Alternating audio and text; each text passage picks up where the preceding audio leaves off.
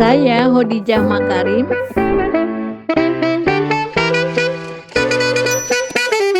Assalamualaikum warahmatullahi wabarakatuh. Saya Hodijah Makarim. Topik kita kali ini adalah kegunaan uji korelasi.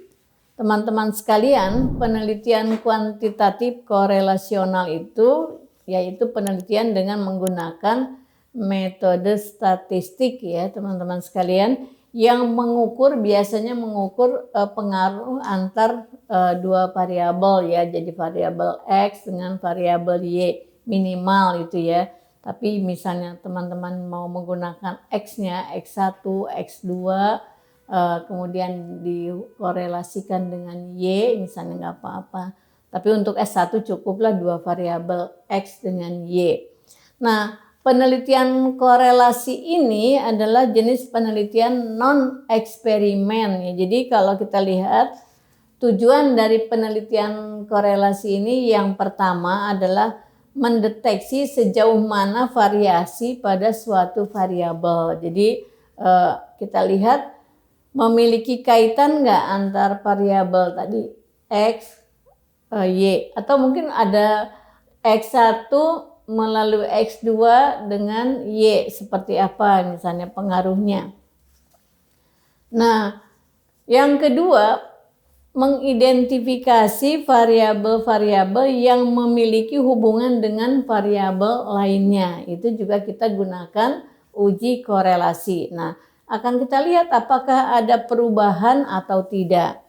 Nah, baik teman-teman sekalian, ini saya sampaikan kepada teman-teman supaya nanti pada saat akan memilih uji kita bisa melihat mengapa, kan kalau di ujian ditanya kenapa saudara memilih uji korelasi misalnya. Jadi teman-teman nanti bisa menjawab apa dasarnya gitu ya. Nah, kita lihat sekarang apa kelebihan dari metode korelasi ini. Yang pertama, metode ini tidak membutuhkan manipulasi data. Kan tadi saya bilang ini bukan eksperimen, jadi tidak butuh manipulasi data. Bisa dilakukan kapan saja dan di mana saja gitu. Jadi tidak harus membutuhkan suatu tempat tertentu ya. Tidak ada kelompok kontrolnya. Dan yang kedua kelebihannya adalah dapat menggunakan teknik observasi maupun teknik dokumentasi. Jadi kalau misalnya ada penelitian dokumentasi di sini maksudnya bukan foto ya, bukan foto dokumentasi, tapi data-data ya. Maksud saya data yang terdokumentasikan, yang data sudah tersedia, itu maksudnya dengan teknik dokumentasi. Jadi kalau misalnya ada masalah-masalah yang luar biasa, kemudian masalah-masalah yang sangat penting, datanya kita dapatkan langsung yang sudah tersedia. Itulah yang dimaksud dengan teknik dokumentasi ya.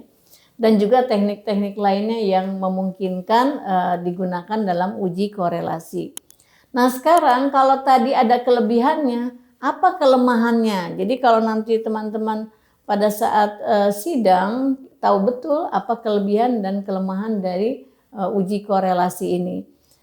Kelemahan yang pertama adalah tidak menunjukkan hubungan yang bersifat kausal ya. Jadi tidak seperti itu. Kemudian yang kedua tidak ada kelompok kontrol. Jadi penyeimbangnya nggak ada gitu. Itu adalah kalau kelompok kontrol itu kan memang kelebihan dari metode eksperimen, menjadi kelemahan pada teknik korelasi gitu ya. Baik teman-teman sekalian, kita lihat sekarang. Guna metode korelasi itu adalah kalau kita pakai metode itu adalah untuk mengukur, kan tadi mengukur pengaruh dua variabel, variabel bebas dan variabel terikat. Jadi kalau kita lihat, kalau menurut statistikanya nih ya, korelasi adalah teknik statistik yang digunakan untuk mencari hubungan antar variabel, antara dua variabel itu tadi ya, yang sifatnya kuantitatif. Jadi tentu saja pendekatannya adalah kuantitatif bukan kualitatif. Jadi kalau kita lihat analisis korelasi ini adalah cara untuk mengetahui ada atau tidaknya hubungan yang linier antar variabel gitu. Jadi kalau Kalau mau uji pengaruh lain lagi, jangan menggunakan uji korelasi. Kalau uji korelasi adalah untuk melihat hubungan. Nah, kalau teman-teman mau pakai dua, misalnya sesudah ada hubungan, dilihat lagi misalnya, berarti menggunakan uji yang lain untuk melihat keeratannya ya. Itu berarti ada uji yang berikutnya yang digunakan selain uji korelasi. Nah sekarang bagaimana kemudian misalnya jika ada hubungan, sudah terbukti hubungannya linear, maka jika ada perubahan-perubahan yang terjadi pada variabel X, maka hal tersebut akan terjadi juga pada variabel Y gitu ya. Jadi seperti itu. Nah teman-teman sekalian, kalau begitu apa yang dimaksud dengan uji korelasi? Ini saya sampaikan buat teman-teman yang sedang atau yang akan mengikuti mata kuliah metodologi penelitian ya, jadi yang pemula gitu ya. Jadi uji korelasi itu adalah proses untuk menguji variabel apa? Variabel bebas dan terikat. Jadi dua-duanya, apakah itu variabel bebas ataupun variabel terikat, kita gunakan dengan uji korelasi. Jadi prosesnya seperti itu. Tetapi tidak mengukur tadi hubungan yang kausal ya. Nah untuk mengetahui tingkat keeratan itu, maka hubungan keduanya tersebut kita lihat hubungan yang seperti apa gitu ya. Kan ada hubungan yang sebab akibat, ada hubungan yang bisa timbal balik gitu ya, seperti itu. Jadi tetapi yang harus digarisbawahi adalah di uji korelasi ini tidak ada hubungan yang bersifat kausal. Nah contoh sederhana nih yang saya sampaikan buat teman-teman yang ini sekarang mungkin akan diminta ya oleh dosen metodologi penelitian bikin proposal sederhana misalnya, atau teman-teman yang akan mengajukan proposal untuk skripsi. Ini ada contoh sederhana kasus-kasus yang memiliki korelasi ya. Jadi saya ambil yang sederhana aja. Misalnya contoh yang pertama, kenaikan harga BBM dengan harga sembako misalnya. Jadi ada masyarakat sudah tahu betul tuh, begitu harga BBM naik pasti diikuti dengan kenaikan harga-harga yang lain, terutama harga sembako. Nah itu adalah korelasi. Kemudian yang kedua, tingkat pendidikan dengan pola asuh orang tua ya. Apakah ada keeratannya hubungan itu ya. Jadi kita bisa lihat dalam hal ini tingkat pendidikan formal ya yang mudah diukur. Kalau non formal itu bervariasi, nanti kita gunakan teknik yang lain.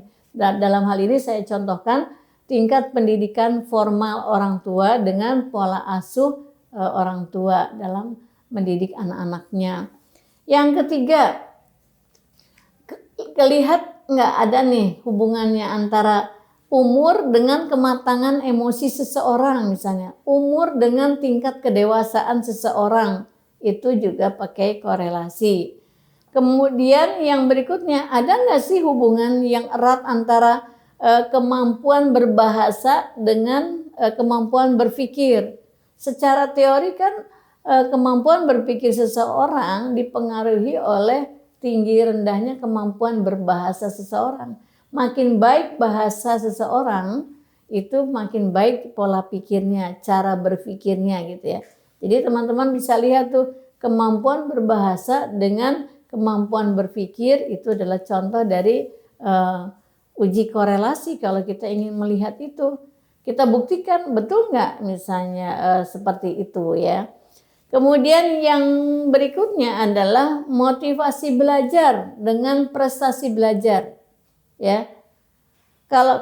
Kalau misalnya motivasi belajarnya ekstrinsik ya, kalau dipuji naik tuh ya prestasi belajarnya, diberi hadiah naik prestasi belajarnya. Nah, pujian mempengaruhi motivasi, motivasi mempengaruhi prestasi belajar. Nah jadi kalau kita lihat, jadi mau dilihat nih keeratan hubungannya antara motivasi belajar siswa dengan prestasi belajarnya. Itulah contoh-contoh yang saya sampaikan, 5 contoh saja yang sederhana yang kemungkinan bisa dibuat satu kesimpulan bahwa kalau teman-teman akan menggunakan uji korelasi, itulah tadi alasan-alasannya, apa kelebihannya, apa kelemahannya. Kalau sudah tahu silahkan gunakan dan nanti pertanggungjawabkan pada saat sidang skripsi. Jadi jangan sampai teman-teman ketika ditanya kenapa menggunakan uji korelasi bingung jawabnya. Jangan ya. Jadi ketika kita sudah menentukan pilihan apa uji yang akan kita gunakan, berarti teman-teman sudah paham ya mengapa kita memilih uji tersebut. Terima kasih atas perhatiannya. Assalamualaikum warahmatullahi wabarakatuh.